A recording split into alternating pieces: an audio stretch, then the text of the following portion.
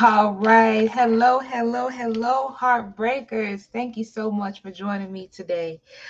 Today marks day one of a preseason kickoff that we are doing as we get ready to usher in season six. That's right, number six of Heartbreak Hill podcast.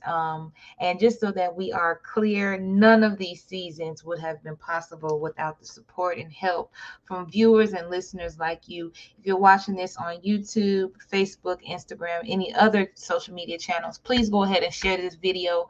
If you are listening to us on a podcast, please do not forget to go ahead and leave us a review. So before I go ahead and get started, I wanted to make a few announcements and let you all know that season six of Heartbreak Hill podcast will be officially launching on 4/3/23. So that's April 3rd of 2023, which is just shy of 1 month coming up here. In the meantime, in between time, if you would like to have your show advertised, if you want to have your business, if you would like to get on the show for an interview to advertise your business or your service, now is the time to do so. Please go ahead and send us an email to hbhp at heartbreakhillpodcast.com. You can also send us an email. Send me an email directly, which is rosegold at heartbreakhillpodcast.com. We'd love to work with you. We have so many different packages and options for advertisements, but we do close those advertisement options about 1 week before the show is set to air. Okay, so just so that you're aware, this door for opportunity for advertising is going to close at the end of this month of March. Okay, so go ahead and get that in if you would like to advertise with us. Now, I don't want to take up too much of your time, but on a daily basis, up until we go ahead and launch on April 3rd, I will be coming to you as we celebrate Women's History Month. Now, today, March 8th, is International Women's Day or Women's History Day. You'll hear it being said in a lot of different ways throughout the world and how today is celebrated. But overall, today is a day that we have chosen as a culture and a society to honor and cherish the woman. And this entire month actually is dedicated to the woman. Okay. Now, in honor of that, what I've decided to do with the show is to present to you each day a woman from the Bible and what we can learn from her situation. One of the cool things about the Bible and why it is such a influential part of my life is because it really shows you the nature of human beings. So it shows you the nature of man, it shows you the nature of woman. And regardless of the circumstances or the century that we're in, the nature of men and women do not change. Their characteristics, their likes, their personalities, of course, we evolve over time, but the nature, the innate nature of who and what women are and what we represent, what men are and what they represent, that is all found and notated in the Bible, starting in the Old Testament. And so, in no particular order, I'm going to be presenting to you a woman each day of this, for the rest of this month, and what we can learn from her story. So, we start things out right away in the Old Testament. And again, these women are in no particular order of importance. And the material that I'm going to be using today and for the rest of this month as I present each woman to you is actually an article that was actually put together by Life magazine. And Life magazine is a very popular magazine. It's not associated with Heartbreak Hill podcast in any way. We are not affiliated with them. But I read this story a few years ago. I believe I got this story back in 2021, if I'm not mistaken. 2022, to be exact. In July of 2022, I picked up this story. And what it is it is an actual book that they decided to put together. And each page, if you will, every few pages has a woman from the Bible and kind of her background story. And as I was reading this last year, I couldn't help but to be inspired by the women in this story of the Bible, by the women that they have chosen, because not every woman from the Bible is in here, but prominent figures of the Bible that may go overlooked are here. So that's the material that I'm coming from. And I'm going to go ahead and get started because we don't have much time. Unfortunately, with this being the preseason, we kind of have to keep things going so that I can make sure that we have enough time that is paid for and supported by you all to actually do our season 6, which is coming up again April 3rd of 2023. Okay, so right away, we'll go ahead and step into women of the Old Testament, starting off with Eve. And there's a lot of different things that you may hear about Eve. She's the mother of civilization, first woman on earth. Some even say that she's the reason for our destruction, and there's different interpretations on that. But let me go ahead and read to you what Life magazine has to say about Eve. Then I'm going to tell you exactly what it is that we can learn from the story of Eve. Now, whether this is being written by Life magazines, and some of my opinions and thoughts are in here as well, Eve did exist. Eve was a real person. There is evidence of this in both history, science as well, have proven the fact that there was, in fact, one woman on this earth that all civilization has come from. Okay, just to be clear there, because I'm not speaking in terms of a myth or fables. I happen to be one of those people that believe the things that are in the Bible and from cover to cover. And even if you're not one of those people, I'm sure that if you tune in each day, especially if you're a woman, but men are welcome to, but if you tune in each day, you will learn and be able to glean something, if not for yourself, maybe your friend, family member, your daughter, your niece, whoever. Okay, so Eve. To create the first human being, God formed man from the dust of the ground and breathed into his nostrils the breath of life. That's quoted directly from Genesis, the book of Genesis, which is the first book of the Bible. This creation is called Adam, which in Hebrew means both man and human. This causes some scholars to interpret the reference in Genesis to mean that the first person was androgynous, but the person is generally seen as male, Adam. God's creation cannot live alone, so God puts Adam to sleep, and using one of the human's ribs as raw material, creates a woman. This is Eve. Genesis tells of how the two initially live as equal in the Garden of Eden, where all they want is taken care of.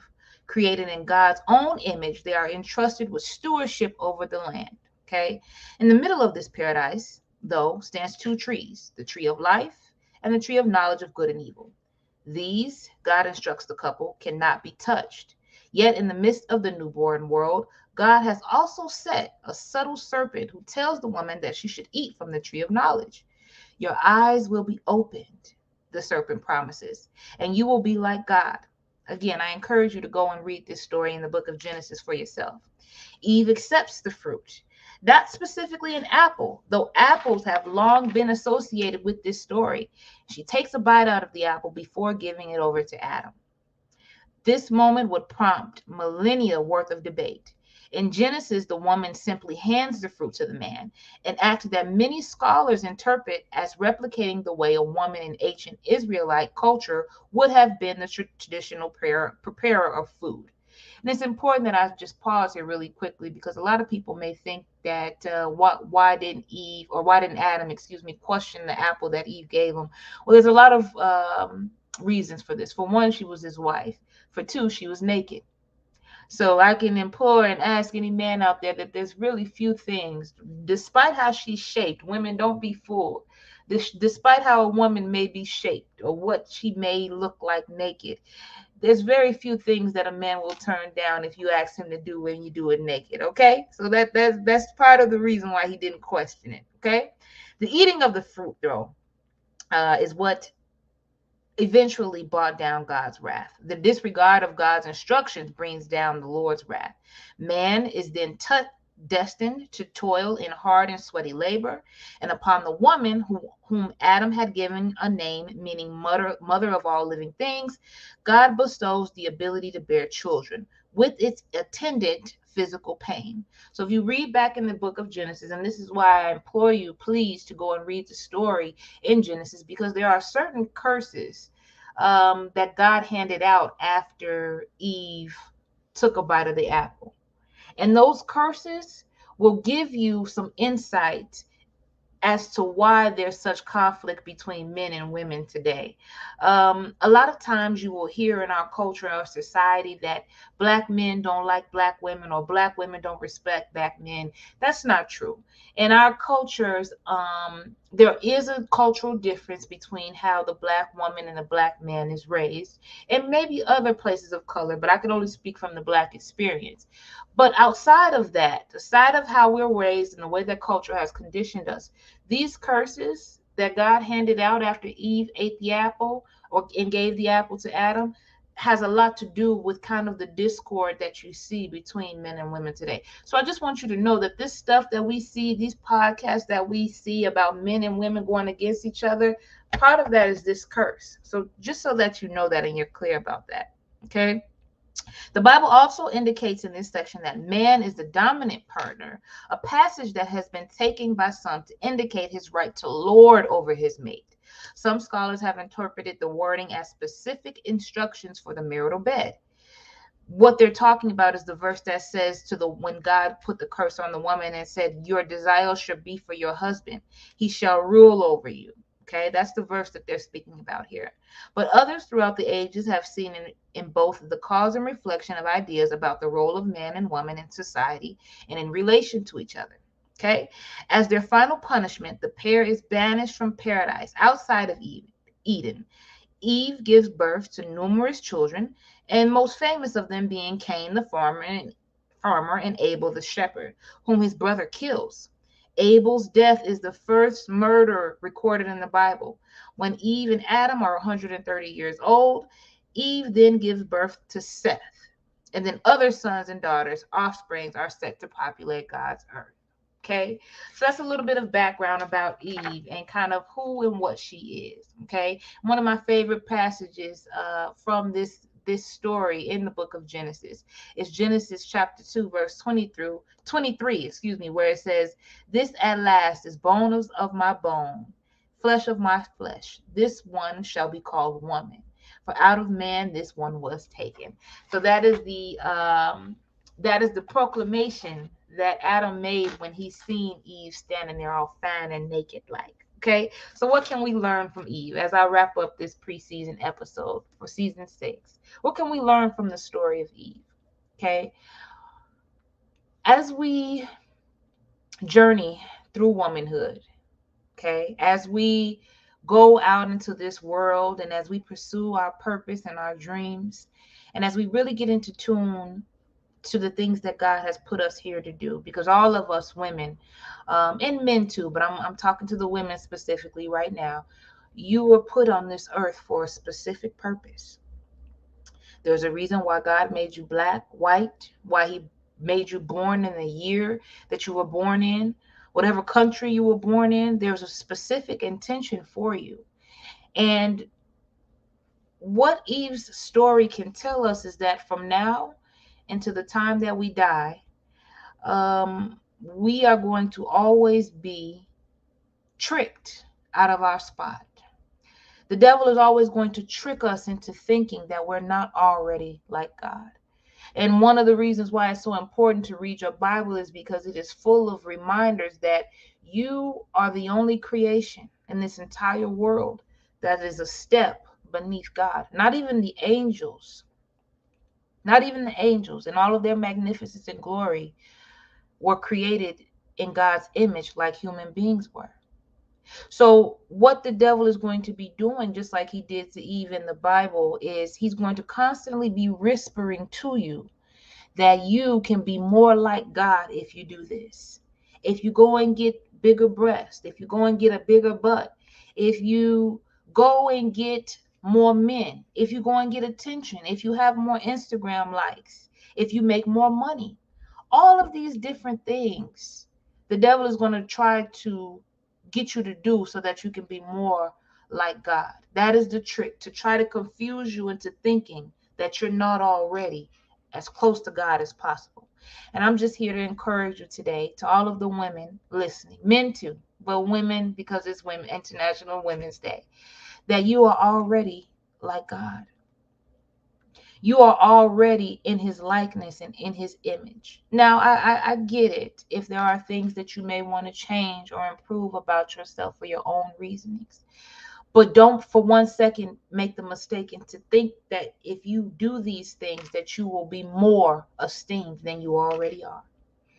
It will not help you, because knowing that you are like God comes with a certain level of security in your mind that you have to know and have faith in. And the only way that you can have faith in knowing these things is by one, having a personal relationship with Christ, and by two, continuing to read your Bible on a daily basis. And the reading of the Bible part is mostly so that you can be reminded of what God says about you. This world is going to try to trick you out of your spot, ladies.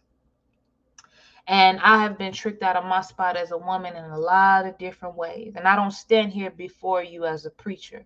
I don't stand here before you as a holy angel. Far from it, to be actually honest with you. I'm actually probably on it. If preaching and pure Christians are on this side, I'm way over here somewhere, right? So I'm not speaking to you from a place of self-righteousness, but I can tell you what I know for sure from Eve's story is that in order to take the man down, Satan is going to come through more than likely the woman. And how that works is if he can get the woman convinced that she's not already in God's likeness and image, and that she's not already perfect, no matter how overweight, how short your hair is, how old you are, how many imperfections you may have physically, even mentally or emotionally, you are already like God. Don't be tricked out of that, because that is what happened to Eve. She was tricked out of her spot. Okay? Listen, I'm going to go ahead and wrap it up. I'm here for a good time, not a long time in this preseason kickoff. I'll be back to you tomorrow with some more. Thank you so much for joining. And don't forget, April 3rd, 2023, Season 6, HeartBreak Hill Podcast.